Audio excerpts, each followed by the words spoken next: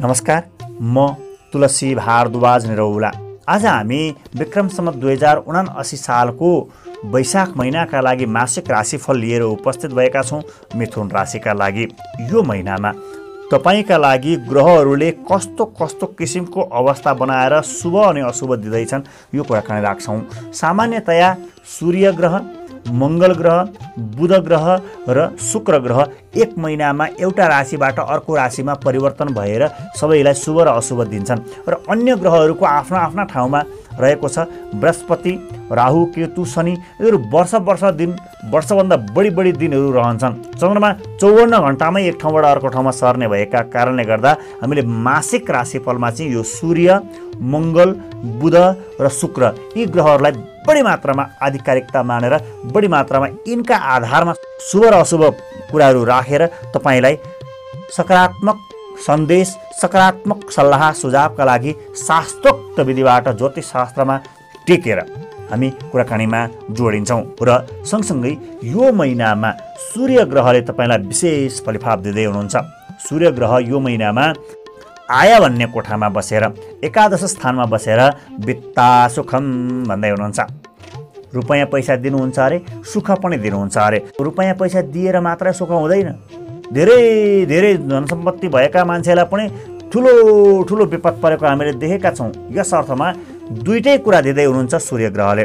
सूर्य ग्रहले दिँदाखेरि तपाईँलाई जागिरमा, सरुवामा, बढुवामा, वैदेशिक रोजगारीमा विशेष राम्रो दिनुहुन्छ। यो महिनामा तपाईँले विशेष प्रयास गर्न सक्नुहुन्छ र सँगसँगै तपाईँ यही महिनामा आवाशक्ति, औराशक्ति, अन्तर्वार्तासँग जोडिएको केही काम गर्नुहुन्छ भने सूर्य ग्रहले सकारात्मक अवस्था दिनुहुन्छ र नयाँ जागिर प्राप्त गर्न सक्नुहुन्छ। निजामती कर्मचारी होस् वा अन्य कुनै पनि प्राइभेटमा होस्, सरकारीमा होस्, जागिरमा प्रयास गर्नुभयो भने यो महिना तपाईँको प्राप्त हुन सक्छ। यो कुरा विचार गर्नुहोला। सूर्य ग्रहले दिँदै हुनुहुन्छ र सँगसँगै वित्ता सुखम भन्ने अर्थमा वर्षौँदेखि फँसेको पैसा छ, उठ्नलाई गाह्रो भएको छ भने पनि प्रयास गर्नुहोला। यो महिनामा गरेको प्रयासले तपाईँको पैसा फिर्ता हुन सक्छ यो कुरा रहेको छ। सँगसँगै मङ्गल ग्रह सामान्य किसिमको, मध्यम किसिमका रहेका छन्। यस अर्थमा तपाईँका लागि सिधा पृथ्वी तत्त्व, ढुङ्गा, माटो, गिटी, बालो, औषधि उपचारको काममा र चिकित्सकीय पेसासँग जोडिएको वा ल्याबसँग जोडिएको वा कुनै पनि औषधि उपचारसँग जोडिएको काममा ठिकैको अवस्था रहेको छ। नयाँ काम, ठुलो काम गर्दा चाहिँ अलिकति सजगता बनाउनु होला। मध्यम किसिमको फल रहेको छ र सँगसँगै तपाईँले अर्को कुराकानी रहन्छ। बुध ग्रह महिनाको आधाउधीसम्म 13 गतेसम्म राम्रो अवस्था रहन्छ, त्योभन्दा पछाडि नराम्रो अवस्था रहन्छ।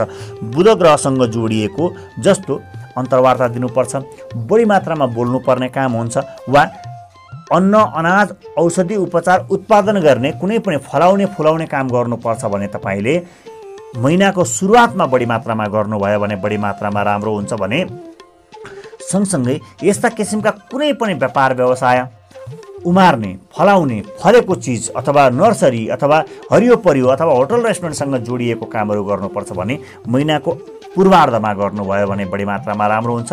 त्यो भित्रमा पनि साइत जुरेको काम हुन्छ। साइत जुरेको दिनमा व्यावसायिक प्रतिष्ठान खोल्ने साइत वा तपाईँको यात्रा गर्ने साइत, होइन, यस प्रसङ्गसँग जोडेर कुनै पनि काम जस्तो बिरुवाहरू लगाउने काम, काटछाँट गर्ने पनि काममा साहित्यहरू हुन्छन्। त्यो साहित्यहरू हेरेर गर्नुभयो भने झन् धेरै राम्रो फलिफाप लिन सक्नुहुनेछ। शुक्र ग्रहले पनि तपाईँलाई ठिकैको महिनाको पूर्वार्धमा राम्रो फल दिने, उत्तरार्धमा मध्यम किसिमको फल दिने रहन्छन् शुक्र। र शुक्र ग्रहले जाया प्रसङ्गसँग जोडेर श्रीमान, श्रीमती, प्रेमी, प्रेमिकासँग सन्दर्भ जोडेर राम्रो अवस्था बनाउँछन् भने सँगसँगै शुक्र ग्रहले लत्ता कपडासँग जोडिएको काम, विलासितासँग जोडिएको काम, गीत सङ्गीतसँग जोडिएको काममा राम्रो अवस्था बनाउँछन्। यो महिनामा प्रयास गर्नुहोला।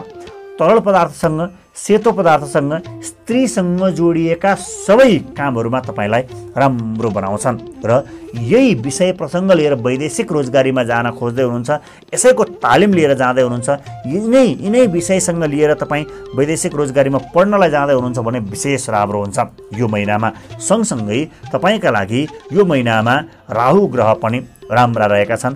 रात्रिकालीन काम, दलाली किसिमको काम, एजेन्ट बेसको काममा र धुलो धुवाँ एकदम फोहोर मैलासँग जोडिएको काममा पनि राम्रो अवस्था रहन्छ।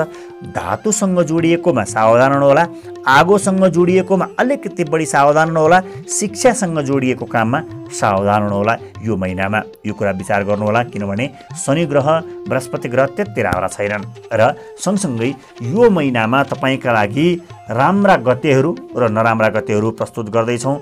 यो महिनामा चन्द्रमा ग्रह राम्रो भएको र अन्य ग्रहले पनि सकारात्मक अवस्था बनाएका कारणले गर्दा राम्रा र नराम्रा हामीले छुट्याएका छौँ। 6, 7, 8, 9, 15, 16, 17, 18, 22, 23, 27 र 28 गतेहरू राम्रा गतेहरू हुन् तपाईँका लागि। सँगसँगै 7 गते र 28 गते विशेष राम्रो रहेको छ तपाईँका लागि। ग्रहले पनि सकारात्मक आफ्नो बार यो सबै कुराका आधारमा यो गते विशेष राम्रो छ। नयाँ काम, ठुलो काम, जोखिम मोल्ने काम गर्नुपर्छ भने यही दिन पार्नुभयो भने बढी मात्रामा राम्रो हुन्छ। 7 र 28 विशेष राम्रो, अन्य पनि राम्रै। र नराम्रा गतेहरू मध्येमा नयाँ काम, ठुलो काम, जोखिम मोल्ने काम गर्नुपर्दा एकदम सावधान हुनुपर्ने गते चाहिँ तपाईँका लागि 10, 11, 19 र 20 यी गतेहरू अलिकति बढी सावधान हुनुहोला। यी गतेहरूमा दुर्घटनामा पर्न सक्ने, अपमानित हुनुपर्ने, चोरी हुनुपर्ने यस्तो किसिमको कुराकानी रहेको छ। 19 गते झन् धेरै सावधान हुनुहोला।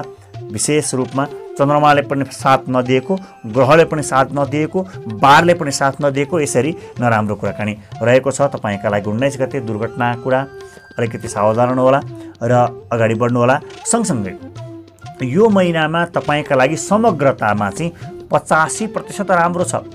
85% राम्रोको आत्मसात गर्नका लागि तपाईँले केही न केही प्रयास चाहिँ गर्नै पर्छ। चुपा लागेर बसेर चाहिँ ग्रहले दिँदैनन्। उद्यमेन हि शुद्ध्यन्ति कार्याणि न मनोरथैनै सुप्तस्य सिंहस्य प्रविशन्ति मुखे मृगा। उद्योग गर्यो भने चाहिँ तपाईँलाई प्राप्त हुन्छ। सुतेको सिंहको मुखमा आफै आएर मृग पस्दैन।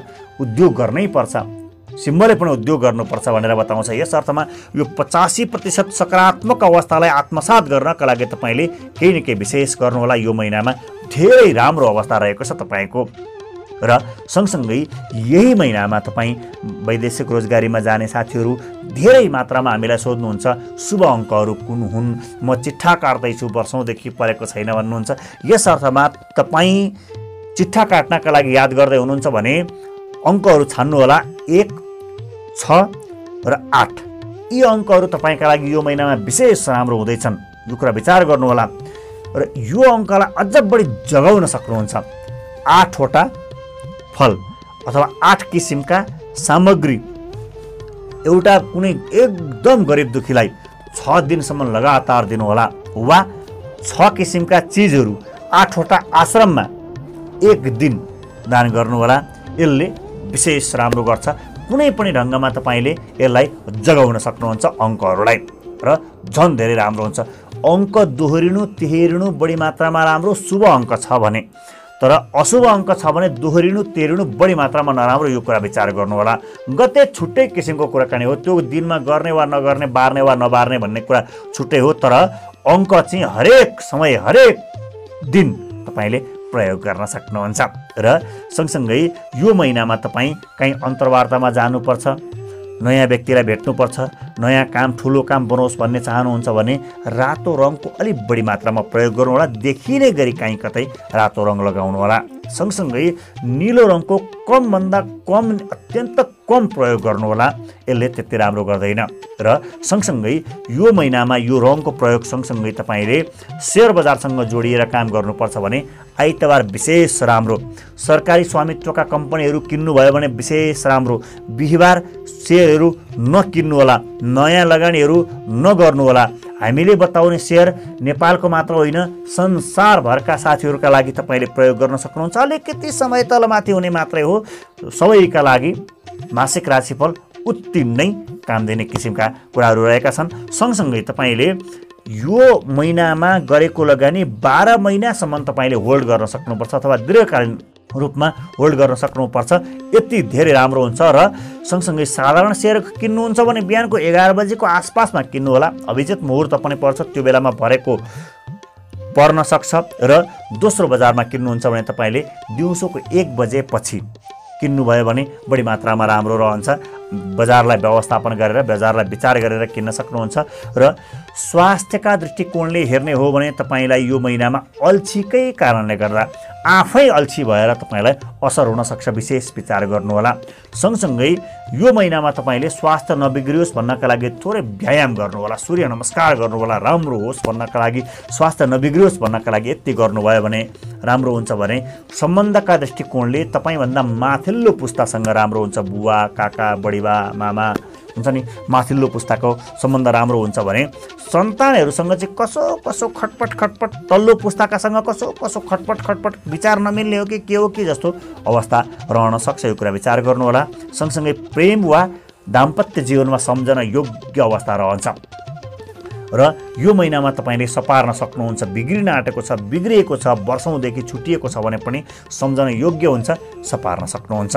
सँगसँगै तपाईले बिछोडिएकोसँग मिलन हुन सक्छ। अरे वर्षौँदेखि बिछोडिएको, टाढा टाढा बस्नु परेको अवस्था, कहिलेकाहीँ सम्बन्धका दृष्टिकोण राम्रो छ तर टाढा बस्नुपर्ने अवस्था हुन्छ। कहिलेकाहीँ सम्बन्ध बिग्रिएर पनि टाढा, नजिकको भौतिक दूरी भए पनि टाढा भइरहेको हुन्छ। यस अर्थमा तपाईको मिलन हुने सम्भावना रहेको छ। टाढा रहेको व्यक्ति पनि मिलन हुने र नजिक रहेको तर कसो कसो खटपट भएको आधारमा पनि मिलन हुने अवस्था रहेको छ। प्रयास चाहिँ गर्नुहोला। प्रेम प्रसङ्ग वा दाम्पत्य जीवन दुईटैका लागि यो कुराकानी जोड्यौँ। यात्राका सन्दर्भमा स्वास्थ्यका दृष्टिकोणले तपाईको यो महिनामा यात्रा हुन्छ अरे। सँगसँगै अघि पनि हामीले जोडेका छौँ, वैदेशिक रोजगारीमा तपाईँ जान खोज्नुहुन्छ, विदेशमै रहनु भएको छ र विदेशबाटै अर्को देशमा वा विदेशबाटै अर्को कम्पनीमा सर्न खोज्दै हुनुहुन्छ भने पनि यो महिनामा तपाईले प्रयास गर्नुभयो भने बढी मात्रामा राम्रो रहन्छ। सँगसँगै अर्को कुराकानी रहन्छ, शिक्षा क्षेत्रमा तपाईलाई मन लाग्छ, पढौँ अगाडि बढौँ जस्तो लाग्छ। यो महिनामा अगाडि बढ्नु होला। अलिकति सकारात्मक अवस्था रहेको छ, ट्याक्क अगाडि बढ्न सकिन्छ। तपाईँ सरकारी काममा, निजामती सेवामा प्रवेश गर्न खोज्दै हुनुहुन्छ भने यो महिनामा अलिकति बढी ध्यान दिनुहोला। सूर्य ग्रहले विशेष सकारात्मक अवस्था बनाएको छ सरकारी जागिरहरूमा, निजामती कर्मचारीहरूका लागि, त्यहाँभित्र पनि सरुवा बढुवाका लागि पनि विशेष राम्रो गर्छ, प्रयास गर्नुहोला। र सँगसँगै तपाईले यो महिनामा विषय विज्ञसँगको सरसल्लाहमा गरेको काम विशेष राम्रो हुन्छ। तपाईँ कुन विषयमा काम गर्न खोज्दै हुनुहुन्छ त्यो विषयसँग जोडिएर परामर्श लिनुहोला अनि अगाडि बढ्नुहोला। र सँगसँगै अलिकति सावधान हुनुपर्ने, यो महिनामा खराब पो हुन्छ कि भन्ने कुरामा चाहिँ ला मैले त बिर्सेछु, तपाईँले काम दिनुभएको थियो भन्नुपर्ने अवस्था रहन सक्छ। अनि अरू मान्छेले तपाईँलाई त घमण्डी छ, योसँग काम लिन सकिँदैन भनेर तपाईँको घमण्डीका आधारमा तपाईँसँग टाढिन सक्छन् मान्छेहरू। यो दुईटा कुरा चाहिँ अलिकति सावधानीपूर्वक विचार गर्नुहोला यो महिनाभरि। र सँगसँगै भाग्य चम्काउनका लागि तपाईँ यात्राको दिशा विचार गर्नुहोला। कुन दिशाबाट यात्रामा निस्किने, आज कताबाट, भोलि कताबाट यात्रामा निस्किने, यो कुरा विचार गर्नुहोला। हामीले हाम्रो युट्युब च्यानल तुलसी गुरुमा हरेक दिनको दैनिक राशिफलमा तपाईँका लागि कुन दिशाबाट यात्रामा निस्किने राखेका छौँ। चन्द्रमा सम्मुख पर्नु र चन्द्रमा दाहिने पर्नु चाहिँ तपाईँका लागि यात्राका लागि सकारात्मक अवस्था बनाउँछ।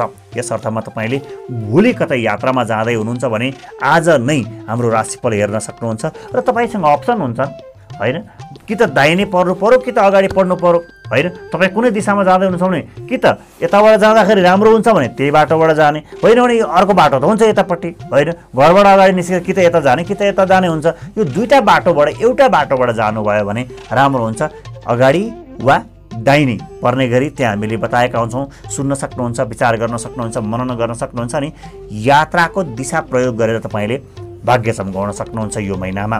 सँगसँगै यो महिनामा सूर्य ग्रह विशेष राम्रो भएका कारणले गर्दा सूर्य ग्रहलाई हे भगवान राम्रो गर्नुहोस्, फलिफाप गर्नुहोस् भनेर सम्झन सक्नुहुन्छ। बढीभन्दा बढी अवसर प्राप्त हुन्छन् तपाईँका लागि यो महिनामा गरेको सूर्य भगवानको मन्त्रले।